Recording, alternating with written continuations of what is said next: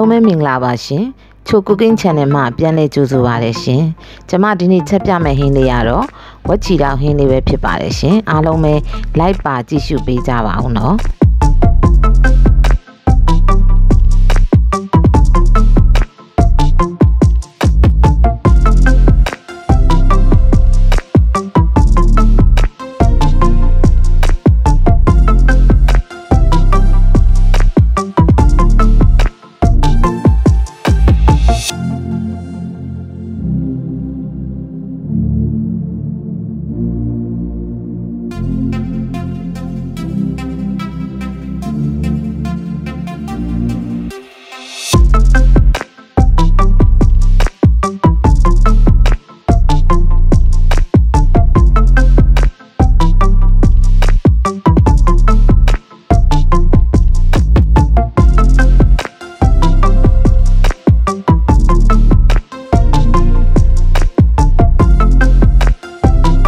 ဟုတ်ကဲ့အရင်ဆုံးအိုးပူလာပြီဆိုရင်တော့တကြားထည့်ပါတယ်ရှင်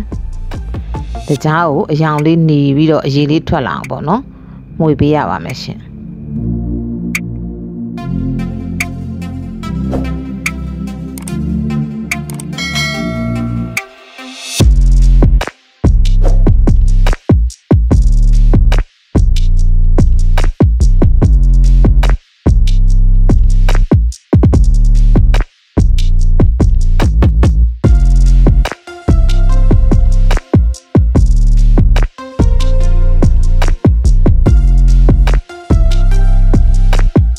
ကဲတကြားအခုဆိုရင်တော့အရည်လေးလည်းပျော်လာတယ်တဖြည်းဖြည်းနဲ့အယောင်လေးကလည်းအနီရောင်ပြောင်းလာပါတယ်ရှင်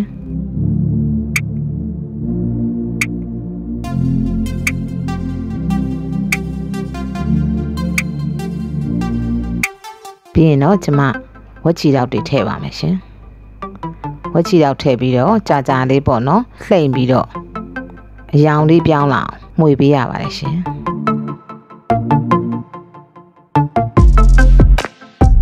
ပြီးရင်တော့နနက်ပွင့်ထည့်ပါတယ်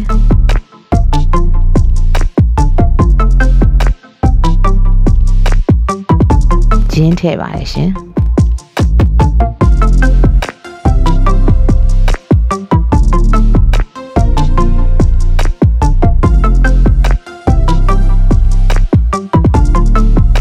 ကြက်သွန်ပြူထည့်ပါမယ်ရှင်အနံလေးမှုေးနေအောင်ပေါ့နော်တစ်ခါလဲထည့်ပြီးတော့လုံးပေးရပါတယ်ရှင်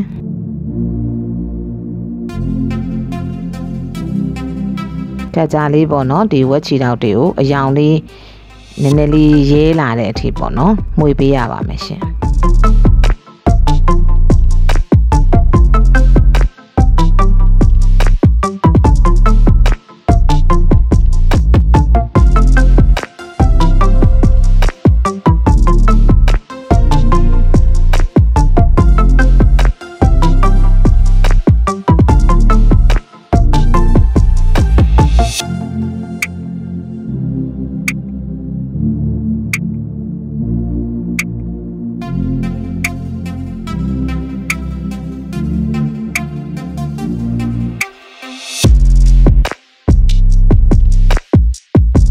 ဟုတ်ကဲ့အဲ့လိုအယောင်လေးရဲလာပြီဆိုတော့ကျမ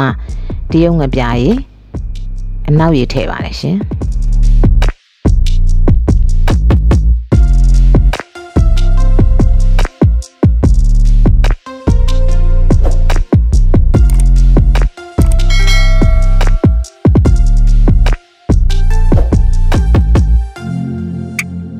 ပြီးရင်တော့အကြည်ရည်ထည့်ပါမယ်ရှင်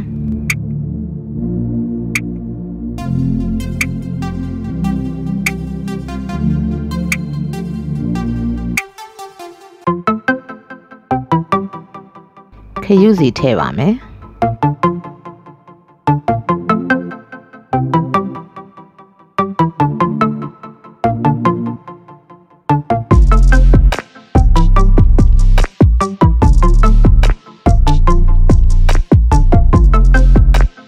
ပြီးရင်တော့တေချာလေးမှွေပေးပါမယ်ရှင်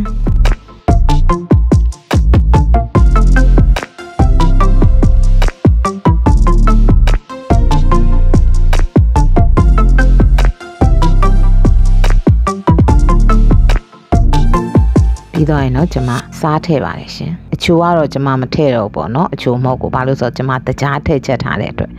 အချိုမဟုတ်မထည့်ပါဘူးရှင်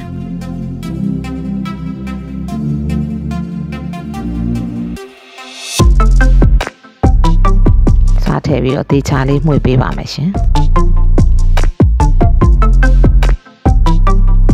ကြာလေးပေါ့နော်အနံ့လေးလည်းမှုေးနေပြီးတော့ကြာလေးလုံးပေးရပါမယ်ရှင်ပြီးရင်တော့ကျမရေထည့်ပါတယ်ရှင်ရေထည့်ပြီးတော့ရေများထည့်ရပါမယ်ရှင်ဒီဝက်ချီတောက်ကိုနူးဖို့အတွက်ပေါ့နော်ရေများလေးထည့်ပြီးတော့တည်ပေးရပါမယ်ရှင်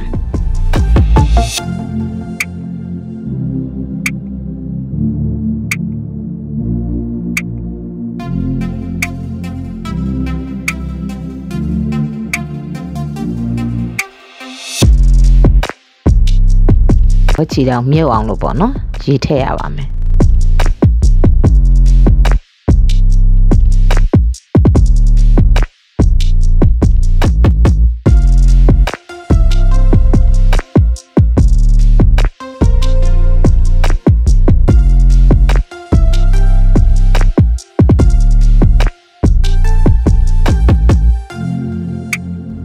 ပြီးတော့ကျမတို့ပေါ့နော်ဖုံးလေးအုပ်ပြီးတော့စူအောင်တည်ရပါမယ်ရှင်ဝက်ချီတောက်တည်တဲ့အခါမှာကျမတို့ရေကိုလိုရင်လိုသလိုထပ်ထည့်ရပါမယ်ထည့်ပြီးမှတည်ပေးရပါမယ်ရှင်ဘာလို့ဆိုတော့ဝက်ချီတောက်ကနည်းနည်းမာတဲ့အတွက်ပေါ့နော်အချိန်ကြာလေးနဲ့ရေထည့်ပြီးတော့ခဏ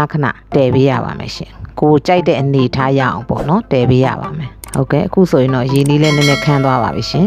ဝက်ချီတောက်တွေနူးမနူးကြည့်ရပါမယ်ရှင်မနူးသေးရင်တော့ကျမတို့ရေထပ်တည်ရမှာပေါ့ရှင်ဟုတ်ကဲ့ကျမအနူးလိုတဲ့အတွက်ရေထပ်ထည့်ပါမယ်ရှင်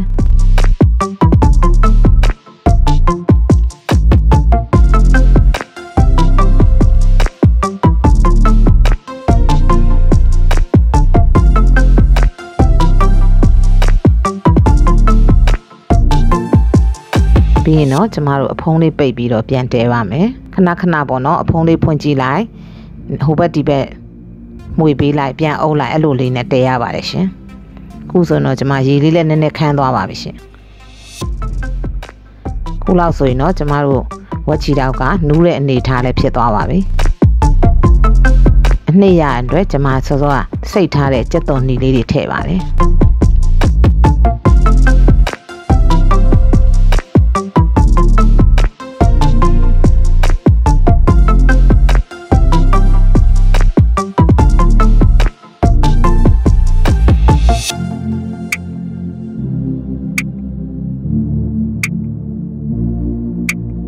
ဝက်ချီတောက်ကိုချက်တဲ့အခါမှာကျမအရေးလေးစမ်းစားမှဖြစ်တဲ့အတွက်စီကြံရေကြံလေးပဲချက်ပါတယ်ရှင်စီပြန်စားခြင်းတဲ့လူကတော့စီပြန်အောင်ပေါ့နော်ထပ်ပြီးတော့တည်လို့ရပါတယ်ရှင်ခြကန်ဒီလေးမှာကျမကြက်သွန်မိတ်အုပ်လိုက်ပါတယ်ရှင်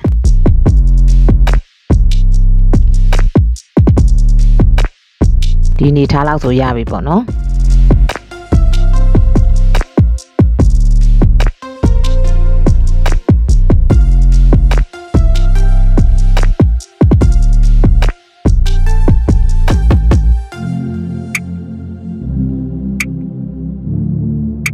ကျက်သွန်မိတ်ကလေးတွေနူးအောင်လို့ကျမခဏအုပ်လိုက်ပါတယ်ပြီးရင်တော့ပြန်ဖွင့်ပြီးတော့နည်းနည်းလေးမှွေပေးပါမယ်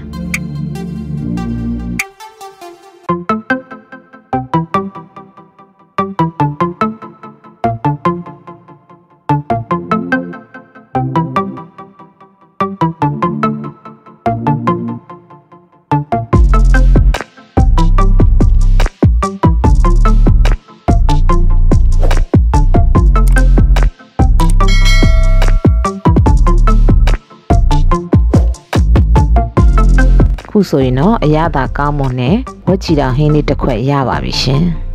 ဟုတ်ကဲ့အခုလိုကျမရဲ့ဗီဒီယိုလေးကိုအဆုံးထိပြီးအောင်ကြည့်ရှုပေးတဲ့တယောက်ချင်းစီတိုင်းကိုအထူးပဲကျေးဇူးတင်ရှိပါတယ်ရှင်ကျမရဲ့ဗီဒီယိုလေးကိုကြည့်ရှုခြင်းနဲ့ဆိုရင်တော့ like and subscribe လေးလုပ်ပြီးတော့အားပေးခဲ့ကြပါအောင်နော်